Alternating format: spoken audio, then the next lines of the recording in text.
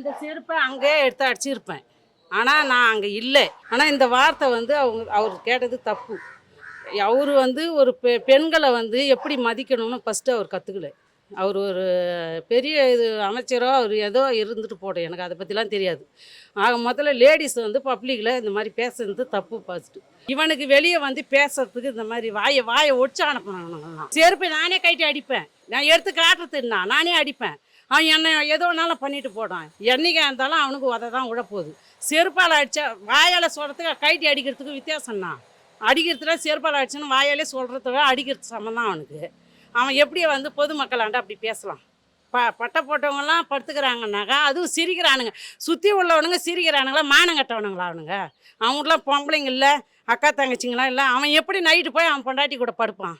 லேடிஸுங்க பட்டை நாமன்னு சொல்லிட்டு அவங்க வீட்டில் சாமி கும்பிட்றாங்களோ கும்பலையோ தெரியல. யார் எந்த கட்சியில் வேணாலும் இருக்கட்டும். ஆக மொத்தத்தில் லேடிஸுங்களை வந்து பட்டை போட்டால் படுத்துக்கிறாங்கன்னா அவங்ககிட்ட பட்டையே போட்டு இருக்க மாட்டாங்களா? அவங்க லேடிஸுங்க பட்டை போட மாட்டாங்களா? இப்போ பட்டை போட்டவங்க படுத்துக்கிறாங்க, நாமம் போட்டவங்க நின்னுங்கிறாங்கன்னா இவங்க இதையே இப்படி சொல்கிறாங்கன்னா அப்போ இவங்க வீட்டில் எவ்வளோ தப்புலாம் பண்ணியிருப்பான் இந்த ஆள். இவனுக்கு வெளியே வந்து பேசுறதுக்கு இந்த மாதிரி வாயை ஒடிச்சு அனுப்பினாங்கலாம்.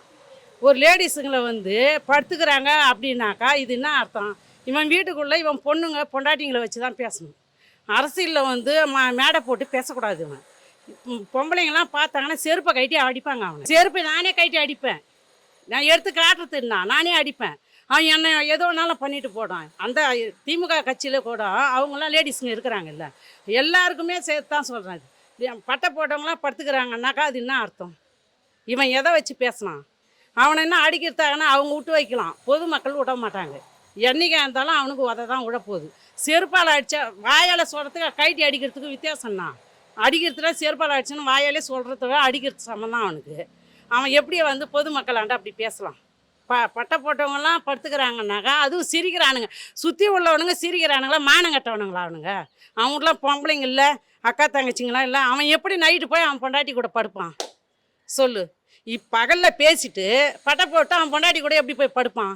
அதை முதல்ல வெளியே வர சொல்லு. அந்த வார்த்தைக்கு நான் பேசுகிறேன்னா நான் டில்லாவே எங்கே வேணாலும் பேசுகிறேன். நான் போயிட்டு என்னை அரெஸ்ட் பண்ணிட்டு பிடிச்சி அந்த மாதிரி ஆளை என்னமா பண்ணலாம்? அந்த மாதிரி ஆளுங்களை நாங்கள் என் பொதுமக்களுங்க பண்ணுறத விட்டாங்கன்னா பண்ணிவிடுவாங்க. அவனை 2 நாளில் பண்ணி போட்டுருவாங்க. பொம்பளைங்களே 10 பொம்பளைங்க கிட்ட ஒருத்தவன் என்ன செய்வான்?